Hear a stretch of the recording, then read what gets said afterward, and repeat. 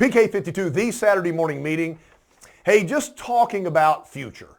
So there's a lot of things changing in the car business. Right now, we're still at a deficit on new cars. I've talked to a couple of dealers that are multiple franchise, multiple rooftops, and they don't have any cars, and everybody's fighting for used cars, and this all will change. So I've got a picture right here. These are all the people that you sold the cars to. And I have a reason to do this Saturday morning meeting. So some of you follow me on social media, and you know that I rode my motorcycle out to Midland, Texas the other day, about 5.5 hours in a 40-mile-an-hour wind. That was brilliant. And spent some time with my mom. My mom is 89 years old. She grew up in a little farming community in West Texas that was about 30 miles away from a very famous Texas swing group called the Hoyle Nix Group, Hoyle Nix. And my mom was a professional dancer as a small teenager child, and she danced with this group. His son followed his father, and his name is Jody Nix, and he's now close to 60 years old and been playing forever. I mean, his story is he was 8 years old one day playing in the front yard, and the drummer was sick, and the mom said, hey, you got to get on the bus, you got to play the drums, and so that's how he got started in the show business with his dad. So it was pretty interesting. So he's playing as kind of a local thing in my mom's church. And I took her up there and to watch it, you know, an 89-year-old kind of go back into her youth and really enjoy the music and the stories that she was probably a part of was pretty amazing. So a couple of days with my mom, that's why I was there, to take her to that event. So we started talking. In 2012, I convinced my mom to leave General Motors and to get out of her General Motors vehicle. She was driving a Buick at the time, and to buy a Toyota. I said, I've been with Toyota forever. Get a Toyota. So I made a phone call to Toyota of Midland, and I said, here's what she needs. White. She wants a white car. She needs an XLE V6. She won't buy a four-cylinder. Take care of her. Put her in the car. Everything's done. 2012 XLE V6, white Camry, brilliant car. Loves the car. Tell you a little history about my mom real quick. The story has a point. My mom started out, went to Texas Tech University, came out, started working for Sun Oil Company. A lot of you heard of that company, gigantic oil company. So everybody in the Permian Basin, which is Midland, Odessa, and that big area where all the dinosaurs died to give us our oil, she knew everybody there. She went from that job to First National Bank of Midland during the oil boom. It was the number 3 wealthiest bank in the world. She was in the trust department, so she knew everybody of influence from all over the world, and especially everybody in the community. From there, she went to work for a wildcatter, which is somebody that takes their own money, digs a hole in the ground, hopefully hits oil, gets investors and everything. One of the most successful wildcatters, P.D. Sams, and she worked for him. Now she knows everybody in that community. So it's an oil-based community. My mom knows everybody. Now she's a member of a very influential church and very active in her church in her city. So she knows everybody in the area. Everybody. You know, if you could buy a car, my mom probably knows you. 89 years old. Will be 90 in January. So we started talking about her car, and she loves her car, and she's talking about Toyota Midland, and the salesperson that was the greeter that greeted her when she bought the car, still there, loves them. The manager treats her very nice. Service, she goes in, they call her by name, service director comes out, welcomes her. She loves this store. So I said, wow. I said, well, that's really good to hear about the brand and about the store. It's wonderful news. I said, how many people have you sent to that store to buy a car? It's just a casual conversation over a meal. And she goes, what do you mean? I said, well, you love them. You love the dealership. You love the car. How many people have you sent to buy a car? She goes, why? I sent one of my friends over. They weren't treated very well, and I called the manager up and complained about it. I said, so in the 10 years you've owned this car, in the 10 years you've loved this dealership, you've never referred somebody that's actually bought a car at that store. And I was going like, I've lost my mind, right? And so I think about this. I know we get locked into the day. We get locked into the week. We get locked into the month. But, you know, these are the people that you sold a car to. Watch this little math. Not everybody uses a little whiteboard and everything, but I'm going to throw this down right here. I call this future math. If you sell 20 cars a month, and there's 12 months in a year, 20 times 12 is 240. So in the first year you're selling cars, if you average 20 cars a month, you've already got 240 people that have trusted you enough to buy an automobile from you. Isn't that crazy? If you stay at the same store for 5 years, you take 240 times 5, which is 1,200.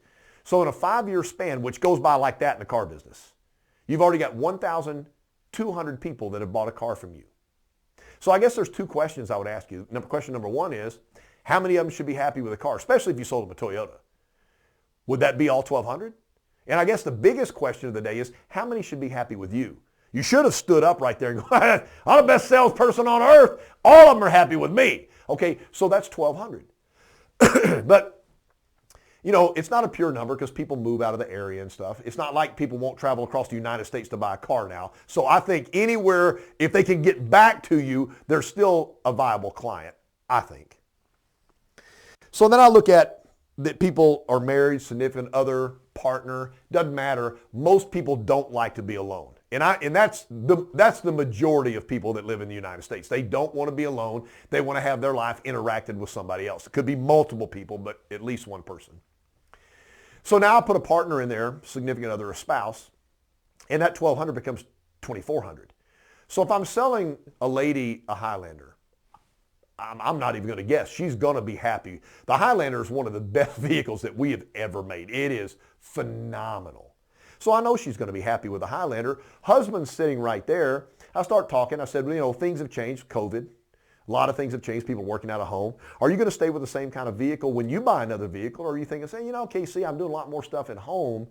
Doing a lot more stuff myself instead of hiring it out. Probably going to buy maybe like a Tacoma or something. I'm going to get a truck. I've never had a truck. I'm going to get a truck.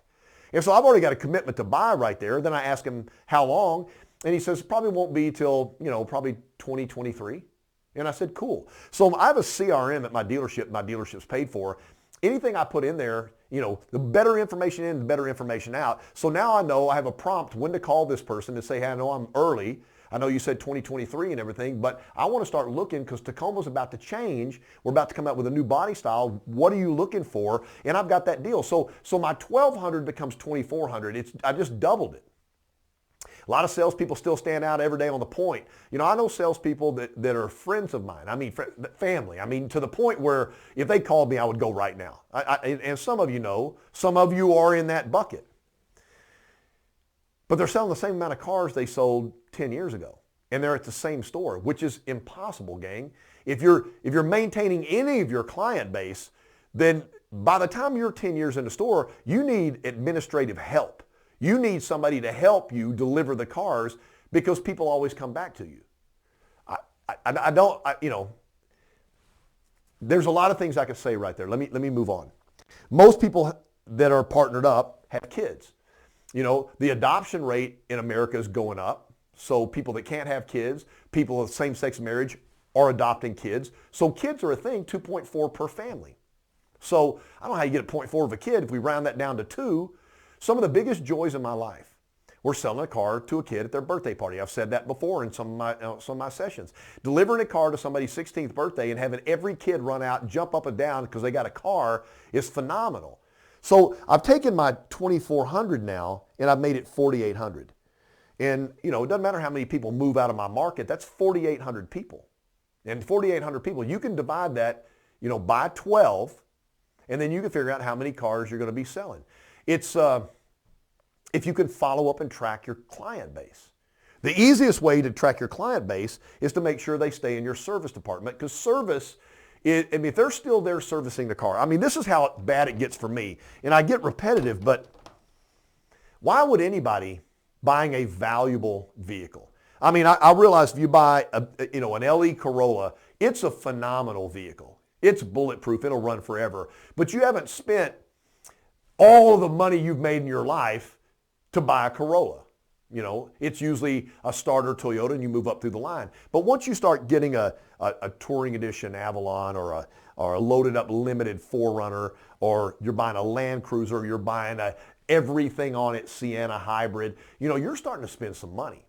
The pricing of the new Tundra's out and got to decide whether I'm going to give you guys pricing early or get myself in trouble. But now trucks are starting, you know, trucks are $100,000. I mean, you know, $60,000 to $100,000 for all manufacturers. So these are expensive cars. Why would anybody take a vehicle with a giant amount of value? And what is the biggest money that Toyota spends on the vehicle? Safety features. lane keep, lane assist, dynamic radar cruise control, vehicle stability control, all of these multiple millions of dollars worth of this phenomenal technology. Majority of that is driven by the way the car is serviced. Are the tires good? Because if the tires are worn, then the safety features don't work as well. Are the brakes serviced right? Man, I can go to brake experts. I can go to Firestone. I can get a very highly metallic brake pad, and they call it a lifetime brake pad. Well, the reason it's a lifetime brake pad is because they've increased the metal content of the pad. Now, it doesn't replace the rotors that you wear out. Now you're spending all the money in the world because you've ground your rotors down to nothing. But nobody tells you that when you're buying a cheaper pad. But now what I've done is, if I service the car at Toyota, because I'm not going to take my $60,000 car to Walmart or Firestone Complete Car Care or Jiffy Lube, and I tell my friends, no, I put my family in that vehicle. I take my car to ABC Toyota, and Jonathan Smith is my tech, and he works on the car. End of story. As a salesperson, if I'm not trying to make that happen, then what I'm going to do is I'm going to depend on the traffic that comes into the store to be able to make my living. And I'm not saying you can't make a great living doing that, because most of you have. But I'm saying if people call you on the phone and say, hey, just get an Avalon out front, I'm coming to pick it up, and you start to deliver by appointment only, then life becomes good. If you look at this right here, this is crazy. What if every one of these people that you sold a car to physically brought you another person? A referral's a referral. Yeah, go see KC. I don't know whether they come or not, whether they buy or not. But if my customer brings that person in to the dealership, they come with them, that's a car deal. So why aren't you asking for that? It's funny to me. I go back to my mom. Nobody at that dealership has ever sat her down and go, we have given you the best service of any dealership you have ever dealt with before. True or not true? She would say true. She goes, we expect you to tell everybody you know how amazing we are so that they'll come buy cars so we could take care of them. I asked my mother one more question. I said, have you ever bought a vehicle from a salesperson twice? Have you ever gone back to a salesperson to buy another car? And she said, in her 89 years on the earth, and I don't know how many years she's been driving, so I don't know when she got her driver's license, so I wasn't around, she has never duplicated a purchase from a salesperson. That is a rampant problem. How are we losing somebody that trusted you enough for an automotive purchase? Make sure that you keep who you sell. You keep who you sell. You do everything in your power. You dedicate part of your month, every month, to stay in contact in some way, fashion, or form with the consumer. I'll give you one opinion and I'll close. We have so much new product coming out. Corolla Cross is out. Tundra's coming out. New 4Runner's coming. New Sequoia's coming. New Tacoma's coming. So it would be, if you had everybody on your social media, then you should send an alert out or emails for everybody. Hey, KC, real quick, I know you're probably not in the market, but the all-new Tundra is about to drop here in the month of December. Let me give you a little short video on the things that we've changed on the Tundra so that your 1,200 people that I just showed you got one video a year of you talking about the all-new Toyota product or anything that's going on. I mean, you certainly can drop a video right now. I don't know if you're ready to trade cars. I don't know if you're working out of your home and you've got a car that you're not using anymore. The biggest thing that we're doing at our dealership right now is we're trying to source pre-owned cars because of the interruption in new car production. If you're interested, pick the phone up and give me a call because we're looking right now. And you can send that out because your customers are used to getting 1 or 2 contacts from you a year that has messages about the big things going on at Toyota. That is not interrupted. You're not calling and interrupting dinner. And you're not trying to get them to buy a car. You're just staying in their memory. If you're in their memory, they will come back. PK52, the Saturday morning meeting. Ask for the referral.